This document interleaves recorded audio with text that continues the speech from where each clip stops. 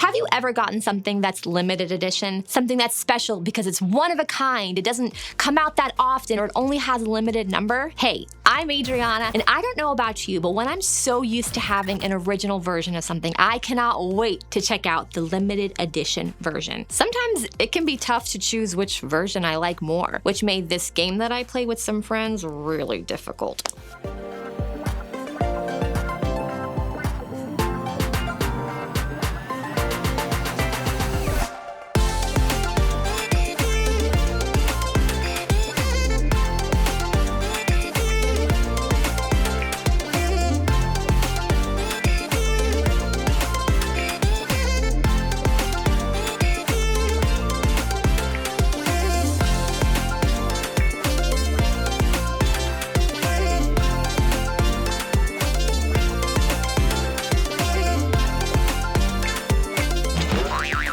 When I was in school, we didn't have the limited edition things that you have, but one time I did get to interact with a very special limited edition item. A few years ago, I visited Washington, D.C., and while I was there, I went to the Smithsonian Museum of Natural History. Now I know, I said the word museum, and some of you just fell asleep. I can actually hear your snores from here. But chill for a sec, wipe the sleepy drool off your face, and just stay with me. Was it amazing to see the Bert and Ernie puppets from Sesame Street?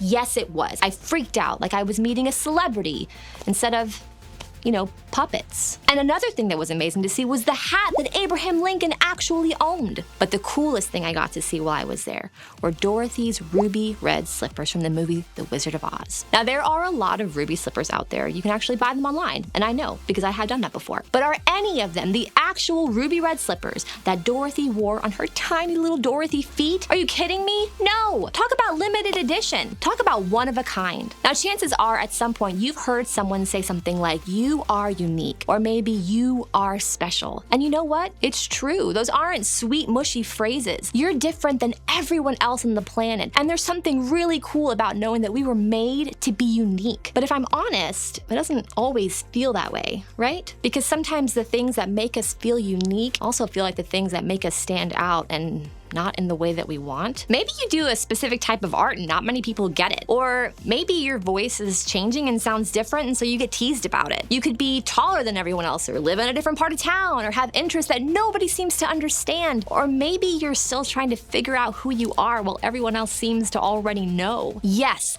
there is something about you that makes you special and unique and different. But for whatever reason, that something can also be the thing that makes you feel like you just don't fit in. I mean, in school, you either fit in or you don't. It doesn't seem like there's a lot of room for in between. Now, some of you would love to fit in at school or on your team or in your group or at your home. You would love to not feel like the only one standing out. And others of you might feel the exact opposite. I mean, you want to stand out. You want to be seen as different than other people. Or maybe you're just someone who wants to do both. I mean, you want to find a place to fit in while not having to change or give up the stuff that makes you stand out for who you are. So where does that leave us? Let's go all the way back to when the first humans were on Earth and find out. The first two humans that we know of to walk the planet were named Adam and Eve. So it's safe to say that if anybody knows what it's like to be a limited edition, it's probably these two. Adam and Eve's story is found in the very first book of the Bible, which is called Genesis. The author actually began the story before Adam and Eve were even made. See, in the first chapter of Genesis, the author told the story about how God created our world and everything in it. Light and dark, land and oceans, plants and animals. It tells us about all the cool, unique things that God made for us to experience and enjoy. As God made each of these things, he paused to reflect on what he had made and saw that it was good. The mountains, good. The stars, good. Freaky little starfish, so good. You get the idea. But as God looked around at everything that was made, something wasn't quite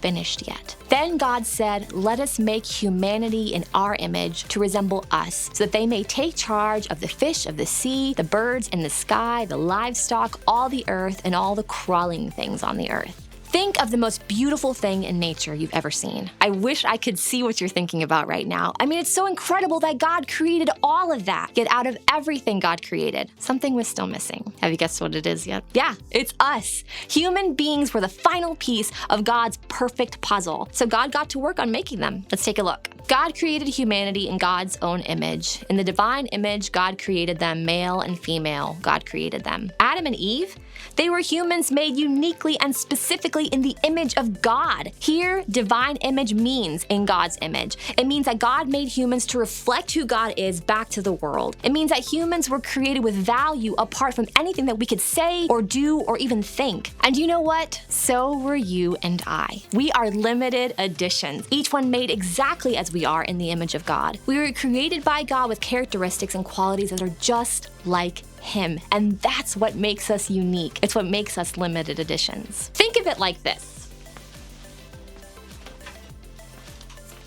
So this is my mom. I have olive skin and brown hair just like her. My mom is from a small farming town in Puerto Rico, and she passed on to me a love for arroz con pollo and Saturday morning cartoons. Now, often the adults that we grow up with pass down a lot of things to us. We pick up on their interests, traditions, and if we're related, even physical characteristics. And it's just like that with God too. We have qualities given to us from God that reflect who God is. God created us with characteristics that are just like God. And it gets even cooler. Take a look at what God saw in us, the final part of creation. God saw everything He had made. It was supremely good. I mean, did you catch that? When God created the earth and everything in nature, it was good. But there was something that could make it even better. And when God made us, humankind, in God's own image, suddenly everything wasn't just good. It was supremely good. Another word for supremely is extremely. So what God made us was extremely good. Here's what I want you to remember today. We